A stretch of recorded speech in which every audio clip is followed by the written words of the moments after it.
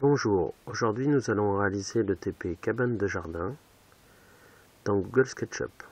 Pour cela, vous allez aller dans Documents, Devoirs, E12.1. Vous ouvrez le dossier E12.1 et vous allez trouver le modèle SketchUp cabane de jardin qui contient déjà un certain nombre d'éléments qui vous seront utiles. On double-clique. Si c'est une première utilisation de SketchUp, nous allons devoir choisir un modèle type. Le modèle de base, c'est le modèle de base mètre que nous utilisons comme unité de mesure. Les anglo-saxons utilisent pied et pouce, ce n'est pas notre cas. Vous allez ensuite cliquer sur le rectangle « Commencer à utiliser SketchUp ». Le logiciel s'ouvre et on constate qu'il s'affiche trois axes. Un axe bleu pour la verticale, un axe vert pour la profondeur et un axe rouge pour la largeur de ce qu'on va dessiner. On travaille en 3D, c'est normal qu'il y ait trois axes. On va choisir d'enregistrer directement, fichier, enregistrer sous. On va enregistrer ce modèle cabane de jardin dans le dossier 5e, technologie, et on rajoute à la suite de cabane de jardin votre nom de famille pour renommer le fichier en question. Clique sur enregistrer. On va ensuite choisir les paramètres d'affichage.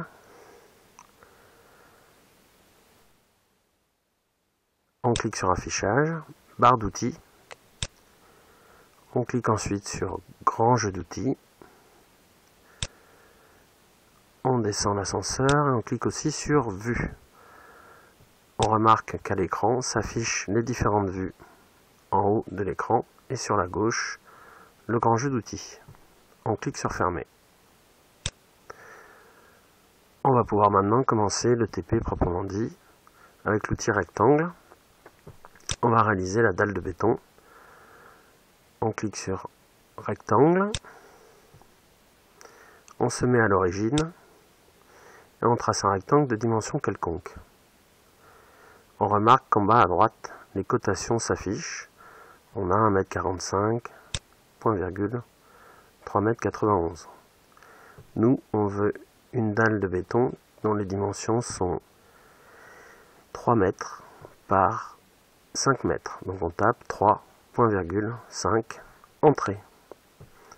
La dalle de béton se dimensionne automatiquement, comme vous pouvez le constater. On va ensuite chercher l'outil pouce et tirer. On clique sur la dalle, on lui donne de l'épaisseur et on va mettre en bas à droite l'épaisseur que l'on souhaite, 0,2 m, c'est-à-dire 20 cm, ce qui est largement assez pour une dalle de béton pour supporter une cabane de jardin. Ensuite, on va créer les murs.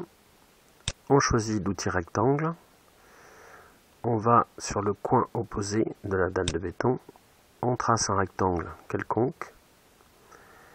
Et comme tout à l'heure, on va lui donner les dimensions en tapant directement sur le clavier 4,3 entrée.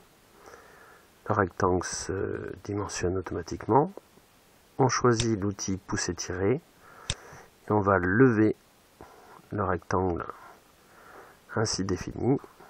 On va taper sa hauteur au clavier 2 mètres entrée. On va ensuite prendre l'outil ligne pour tracer la séparation entre la dalle et les murs de la cabane. Alors sur le côté, à l'arrière, sur le dernier côté, et on revient se positionner à l'origine.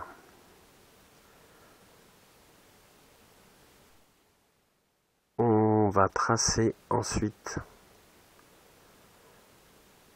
en suivant l'arête en haut,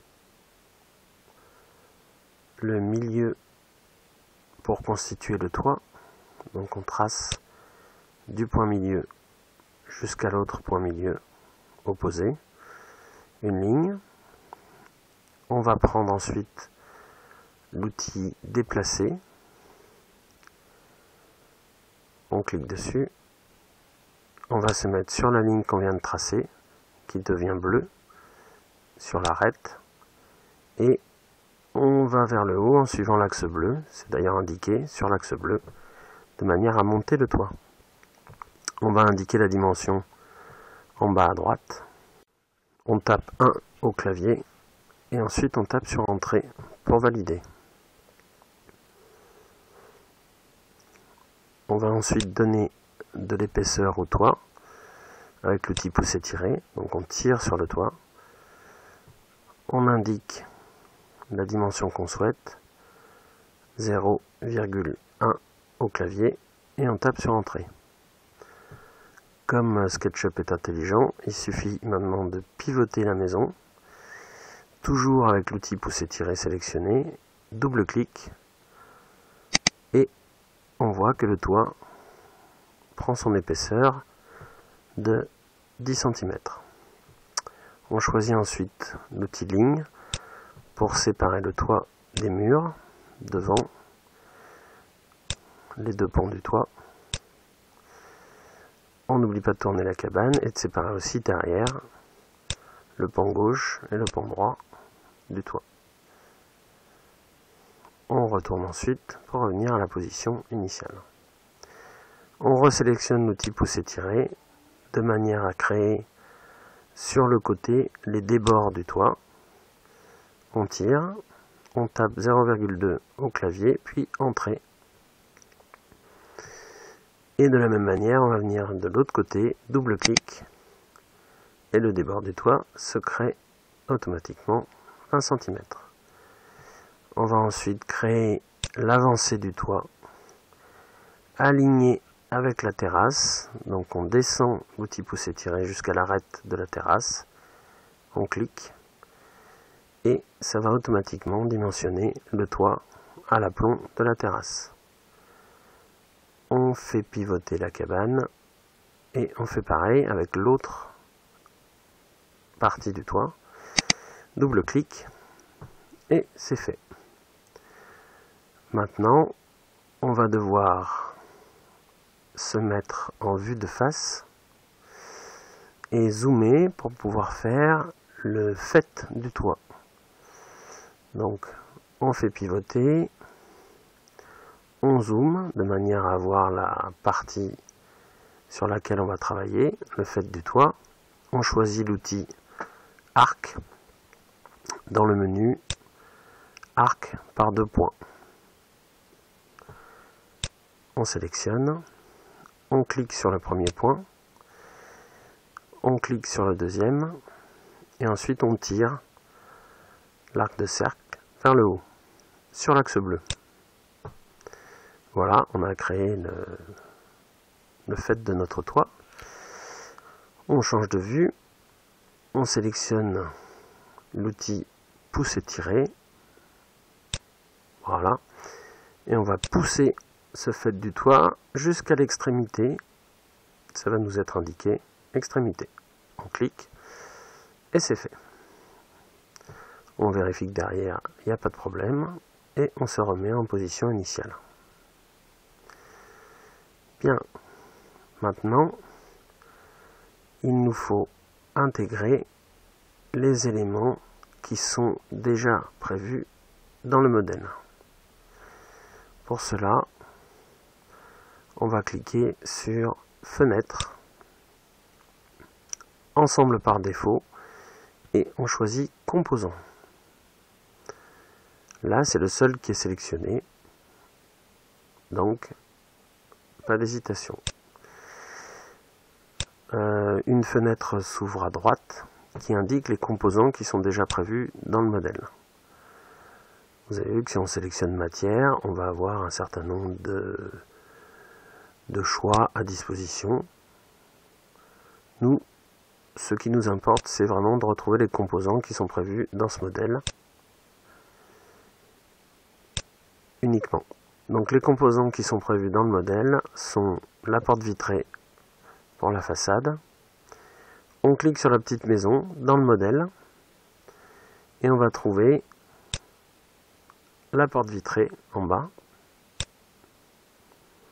On la sélectionne. On clique dessus, on va la faire glisser pour la mettre sur la façade de la maison. On constate que cette porte vitrée est trop grande pour la cabane. Elle est prévue pour un immeuble ou pour une maison, mais pas pour une cabane de jardin. On va sélectionner dans le grand jeu d'outils la fonction mise à l'échelle. On clique dessus. Il apparaît sur la porte vitrée ce qu'on appelle des poignées, c'est les petits cubes verts qui sont tout autour. On sélectionne celui qui est en haut à gauche, on rétrécit la fenêtre et on va marquer 0,8 au clavier, entrée, pour dimensionner la porte vitrée. Ensuite, on va choisir l'outil déplacer, de manière à mettre cette porte vitrée au milieu de la façade de la cabane de jardin. On la déplace un peu sur la gauche. Voilà, une fois qu'on est au milieu, on clique de manière à la positionner définitivement. On fait pivoter la cabane. On va chercher la fenêtre, pareil, on clique, on fait glisser et on l'installe sur le côté droit de la cabane. Il n'y a pas de situation particulière, on la met à peu près à ce niveau-là. Bien, on passe maintenant aux textures afin de colorier la maison, la cabane. On va sélectionner le petit pot de peinture colorié. Vous voyez que sur la droite apparaît un certain nombre d'éléments, de choix possibles. Le toit c'est celui-là, mais je vous fais voir le menu déroulant. On clique sur la petite flèche et on a tout un tas de choix possibles. Pour le toit, on va choisir couverture. On retrouve couverture en acier à joint debout de couleur rouge. On clique dessus et on va colorier le toit au-dessus, devant. On n'oublie pas des éléments, les bords, le dessus. Alors au niveau du fait du toit, c'est plusieurs sections droites qu'on doit colorier les unes après les autres. On évite d'en oublier. Pour éviter d'en oublier, on zoome. C'est un petit peu laborieux, mais on y arrive quand même assez vite. Voilà, pour le fait du toit, c'est terminé. On n'oublie pas l'arrière de la cabane. On colorie les éléments manquants. On se remet toujours dans la position initiale. On peut choisir l'outil main pour déplacer la cabane et la remettre au centre de l'écran.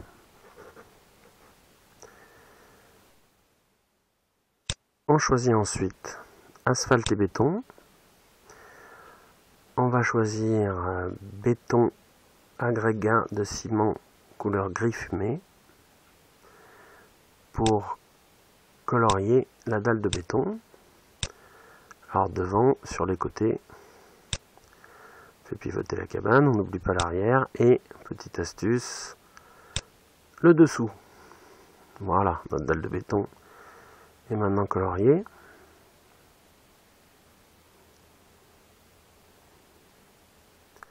On remarque des traits de construction à l'intérieur du toit,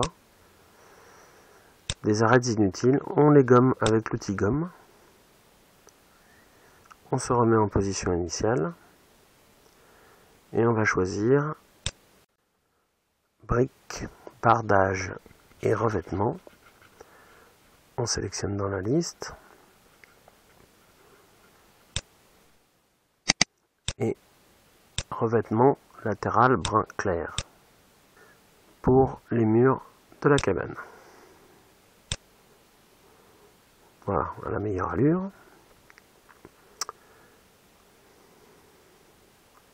On choisit ensuite dans les bois cerisier original pour l'intérieur du toit, pour le bois de la porte vitrée et le bois de la fenêtre sur le côté. Voilà. Votre cabane de jardin est maintenant terminée. On vérifie qu'on n'a rien oublié en la faisant pivoter à gauche, à droite et au-dessus. Vous pouvez appeler le professeur pour vous faire noter. Bonne chance!